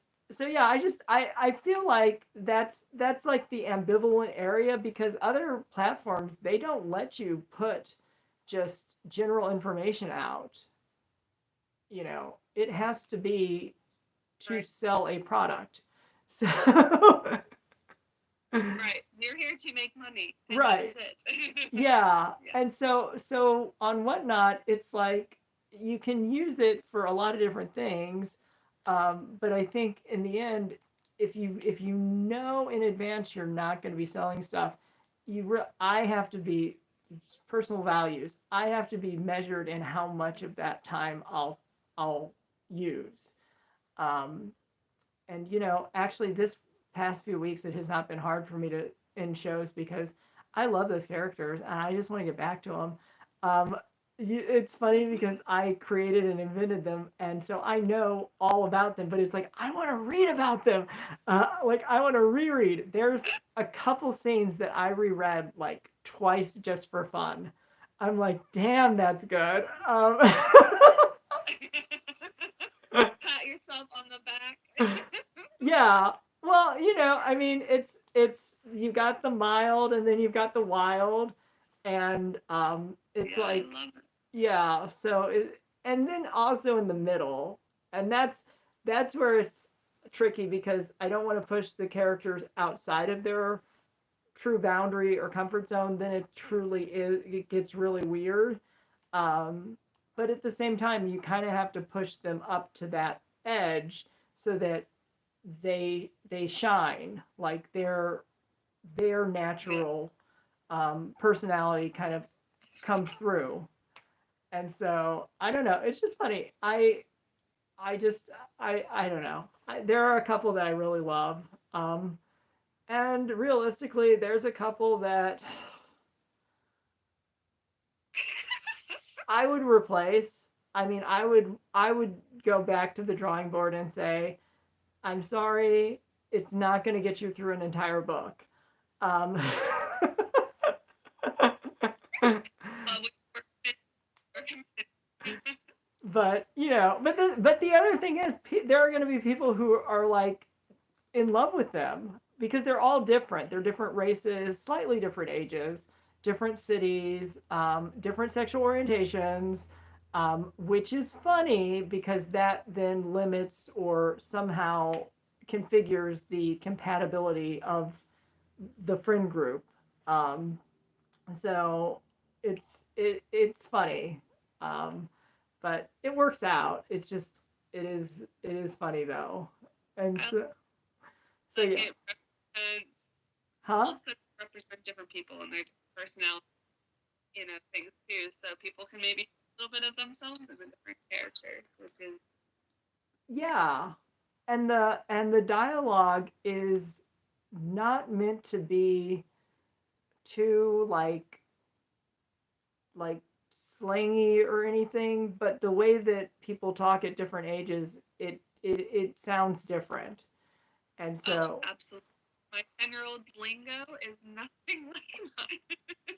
yeah, Yeah. yeah. So I And mean, that it's has to be difficult to write as if you're that different character and that different, you know, genre, whatever, age group or, orientation or anything, like you see it differently from different people's eyes. So to switch back and forth like that has to be difficult, but well, cool in the same way. and that is the beauty of automation. Um, Computers can actually recalculate or reformulate to put it into more of a like a millennial narrative if that's the appropriate voice. Um, Character. Oh, okay. so it's That's like, definitely helpful because I yeah, wouldn't know what the slang words mean in yeah, different generations. yeah. Well, this is going to sound really bad, but like the computer wants it to be the main character, and I'm like, no, it's not about the computer or the computer program. It's about the people who use the computer program, no matter how nice or mean the computer program really is. Um, but it constantly wants to like emerge and say it's because of the algorithm. And like in the final wash, I'm like, no algorithm. You know, computer, circumstance. There are so many different words other than algorithm that fill in that blank. Mm-hmm. Also, there is no great and no better anywhere in the text the last time I proofed it. So I've really tried to pull out any misinterpreted language. Uh, so, yeah. I like it a lot. Very cool. Yeah, it's just it's fun, but yeah, some of them are fun, and you're right. It's some of them just they don't jive with me, but they will hit a audience, uh, you know, chord, and none of them are poorly written, but some it's just their story is not that interesting to me, Yeah. and that's the But sad. to someone else, they might mesh with it. Something might click with it. You never know. Well, and it's fiction. So in theory, with fiction, I can make it go whichever way I want, but in reality you can't, because you kind of have to stay consistent to the original facts that you establish. Otherwise, you don't have a story. You just have a bunch of like winding paragraphs. Um, so, that's another thing that I have to keep running in the back of my mind. Like, how did they meet? What was the dynamic then? What happened in the middle? What's changed? Like, I have to kind of like fast forward and rewind. Um, Yeah, go. yeah, so that's funny. And then I don't know. It's tested my knowledge in some areas. But again, anything I don't know, I can just go to like I'm not going to Google, but I'm going to Gemini, which is the AI bot, and Mm-hmm. I'll go to ChatGPT. Um, I've noticed that ChatGPT, well, they both have a confirmation bias, but ChatGPT has the more bias. Like anything I say, it'll come back with a yes, and then it's like, but wait a second, you didn't. Rewind. Yeah, but like Gemini likes to mansplain stuff to me, and I'm like, okay, go ahead, whatever. Like as long as you answer the question, that's all I need. I need that little bit Right. of information. I don't need the I'm gonna whole. tell you how I got here and each step of the way that I took to get there. Yeah. Well. I mean, it if you let these things go on and on, it really can get like demanding. And I'm like, no, I'm not doing that. I'm done with this thing. Like, we're not going to do that. Um, I'm not. I'm not Set up giving those you the extra boundaries. chapters I don't have any questions about. You don't need to read those. Um, but yeah, so it is funny how different they are. But with Gemini, it helped me. Okay, ChatGPT can get pretty basic, and Gemini can actually help a lot more because um, it's a little bit more in depth. And so, like, at different points where, I understand why you shouldn't do some things, but I still have to know how it would look, or what would happen. And it's like telling me this is highly unethical, and dot dot dot dot dot. And just to add more to it, we're gonna throw a little more. Huh? So and it just keeps throwing more info into it. Yeah. Well, it's funny because like I understand the why it's not a good idea, but it's still got to be there because sometimes people make like bad decisions, or at least have the opportunity to make bad decisions. Um, but yeah, it's given me a few ethical warnings, and ChatGPT, there have been like two things that it's like I can't go there with you, and I'm like, that's fine. Let's skip it, move on to the Let's next. move on. Yeah, Let's move on. exactly. Because here's what I've noticed: the computers cannot tell a story. They cannot hold a narrative line longer than one page. Um, and so, like, in order for any, because you could go and you could say, um, I want to write a modern version of Romeo and Juliet. Can you do that? And they'll say, yes. You're not allowed to plagiarize, but you can write a romance that includes da da da da da da da. You'll get one page. You will not get the entire work. And then if you try to really tease it and say, okay, so what happens then or whatever, um, it doesn't do a good job of like like seamlessly tying it all together. A person has to know that. And there have been times I've told the computer, I'm like, how many people actually do that? So, for example, this is something that didn't make it into the book, Sweet Savage. Um, there's a moment where a character could slip and fall, and the computer thought it was a decision that had to be made to let somebody catch them or not. And I'm like, that is not how it goes. Like, you don't, that's not a choice. If you're falling, somebody's either going to catch you or they're not going to catch you, but you're not going to say yes or no. Like, it's just Not catching me. yeah. So some of the things, and just again other oddities, like people acting not in normal ways, because it's thinking of these things logically or somehow pulling it from somewhere, but it's like people don't do that. So you I know don't always do logical things. well, like, I guess I can tell you more examples that didn't make it into the story. Like, if you're in a parking lot and you need help with getting something into your truck or trunk, like if some random guy just walks past, would you want them or let them help you or whatever? But it was actually an even worse example than that. It was like, um, you know, should you I forget how it was worded. It was pretty bad.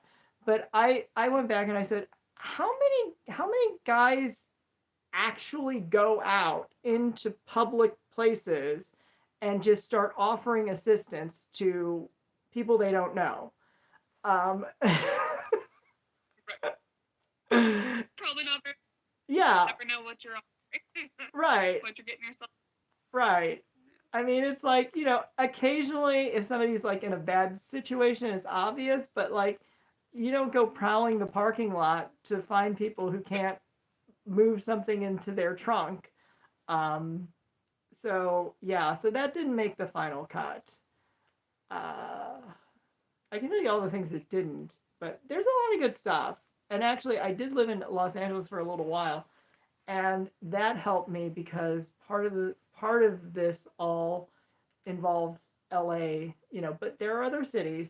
But for LA, I was able to like fact check and spot check myself so that it wasn't completely like fake. And Right. that can actually be a real danger when you go to opposite coasts, because a lot of the television imagery of New York is actually movie sets in Los Angeles. So so Wow. it's just funny. It's like they, but Los Angeles has a different vibe and a different system than New York, and so like one of the questions, this is all like background, like feasibly could these things happen? And so I was like, could somebody get from like Santa Monica, which is by the beach, to downtown LA on the train? It's technically, you won't call it a subway because there's very little that goes underground, but it's the same idea. You can catch the light rail, and Uh-huh. I found out, yeah, you can actually do it. So I was like, okay, good. So then, yeah, like that could happen. Um, Right. but like otherwise, if you make the assumption then it like there's just like this disconnect that happens because it's like, but wait a second, no, you're going to stop in Hollywood. It doesn't go that far. Like you'll never make it to the beach. Um, and for a while it did. But yeah, and like I don't know. So it was good that I was able to kind of like refresh my working knowledge of kind of the whatever the geographic layout.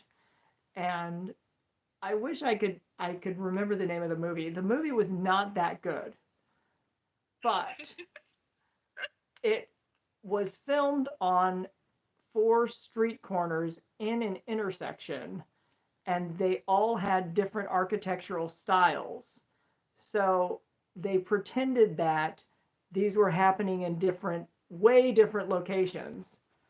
Oh. So but I used to work right there, like every day. That was my view, was the different. That was your view. That was my corner, basically. I mean, I worked that corner. Uh,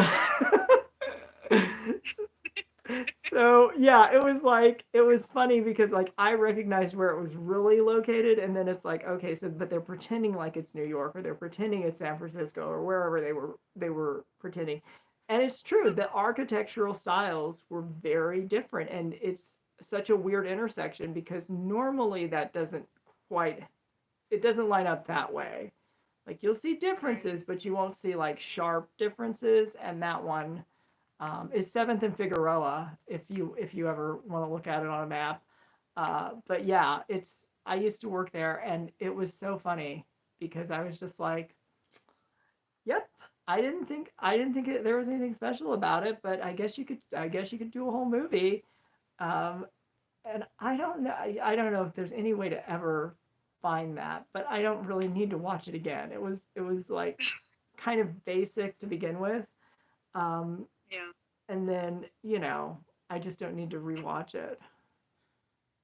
Yeah, that's interesting. Yeah. And I didn't like But, until you talked about it, all the different things that you have to fact check. yeah, but That, that, Harley Rock is like, what are these people doing? Um, or who is there? Animal Vet 52. Awesome. Uh, so yeah. So we're having a fun discussion about a book that has yet to make its way out into the world, but it's written. It is done. It's written. Um, it's just it's all those final details that are like excruciatingly painful, um, especially with a choose your adventure, because if you put the wrong page number, it messes people up. I'm sure they would find the correct one, but it's like, why am I reading this? This doesn't, like, this shouldn't be happening here. Um, but I'm super excited though. That's so cool. I'm so happy for you. That's awesome. I am too. I was like, I got a lot of inspiration from a lot of different places because people were like, why did you decide to write a book? And I'm like, well, I don't think there's any other way to tell this story. Um, it doesn't, I mean, eventually it could be made into some kind of video production, but originally it doesn't work that well because there's a lot of character information that has to develop, and it's really hard to do that in a video as opposed to a chapter. A chapter you can go through somebody's childhood, but on video you get like 2 minutes. You're showing like one day in the life of their childhood. It's just it's a different experience. So Yeah. so that was part of it. And then Corey Mannix, I don't know if you know who that is, but he does a lot of seller supports, and he basically just goes around and helps other sellers, and he does their like clear out sales. It has to be big enough for him to do it, but he'll just go empty a warehouse or a house or whatever. And so he wrote a book, and I was like, well, wait a minute, like if you've got time, even if you used writing assistants, if you've got time to write a book and you're clearing out like entire estates and you're doing your seller support and you're traveling, I'm like, I've got to be able to do this. Like, I have to have some spare time somewhere. Right. It's like, I've got to be able to do this. So then I was like, okay, well, how are you going to do it? And YouTube was really good at warning me about self-publishing because there's a guy named Adam Hatton who does Disney Vacations. That's his whole life. And he has written several books. And his novel, though, when he was quoting what the costs were to do self-publishing, he approached a publisher and it didn't really go very far. So when he was quoting what the self-published price was, I'm like, yeah, I don't want to pay that. Like I'm not gonna like start that road. Like, eventually it could go there, but you have to do like a minimum run, and it was going to be like $6,000 for something, and then you've got other costs that you have to pay on top of it. You have to pay your artist, you have to pay your editor, you have to pay. So it all starts like adding up. But his other books are Disney guides, and so he doesn't have to have. I don't know how he publishes them, but he doesn't have to have all of what is needed for a hardcover novel. He can just do like a paperback, and he's updated it several times. So he's probably just found a printer who he can send the file to who will do it. And yeah, so he was a video that I watched a while ago, but still it was helpful. It was helpful to like eliminate that before it was even like a possibility, so it's like, yeah, I'm not going to go through traditional self-publishing. Forget that. Now, Corey sells his book on Whatnot, but I've seen it on a different website. I can never remember the name. It's like a river or something. Oh, well. Anyway, yeah, so I've seen it somewhere else, I think. But that's just the world we're in. And what I have noticed is there have been quite a few crossover products, and I don't know why. I mean, I don't, like, I have suspicions, but I really don't know why somebody would need to use Whatnot if they have another large distributor or platform. Like, I don't know why they would do both. Like, I guess, assuming in Corey's situation, he can do like autographed copies as opposed to like just general copies. He could do that differently on Whatnot. But yeah, I've seen a few products that have crossed over, and I'm just like, I don't understand this. Like, most people, like, they spend their time trying to get it on the biggest platform they can get it. So why bring it to Whatnot, which is very niche? It's not hitting the mass market the way, and it could be fees. I mean, that's always possible.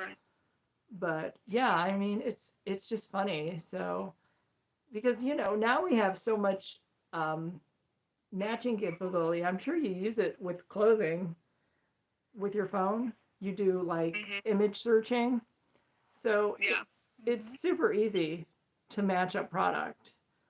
And like for the stuff I sell, it's usually barcode. So if an item has a barcode, I can find it anywhere it's going to be offered, which is helpful because, sometimes I really don't know much about some things, but if it has a barcode, it'll tell me the product features, basically everything I need to know, and give me some kind of a price point reference. So, but Whatnot has that now, but it's totally optional. And so I don't know. It'll be interesting, you know. But there are sellers who are using the barcode because apparently it will fast track your listing, if you scan the barcode, it'll pre-populate any field it already has information to go there. But yeah, like the barcodes I've used, they don't get sold widely enough that they show up. But on different sites, they will. On other sites, yeah, they will. So Whatnot has kind of a limited product library, but it gets bigger every day. Every time somebody writes out a new listing. Yeah, that's interesting. I didn't realize that. Well, the thing about the barcode is you have to do it from a desktop or laptop. It's not it's not a mobile function, and that is totally different than what most people would assume, because they would assume you just take your phone, point it, and have it do its thing. Mm-hmm. The way that it was explained on one of the seller support calls, somebody from Whatnot corporate said they chose to launch it first on the desktop because that's where 90% of the listings originate. It was a huge disproportionate number. And, you know, this is like one of those, like, choose your adventure here. Okay, that makes a lot of sense. A lot of listings would originate on a desktop computer because you have to type and put a lot of information in, and it's difficult to do it, you know, faster on your phone. And if you give somebody a mobile device, though, that has a barcode scanner on it, they can get up and leave that computer and just start scanning. That is how I first started on my online reselling. I was selling brand new products, and anything that had a barcode, if it matched, I'm like, good to go.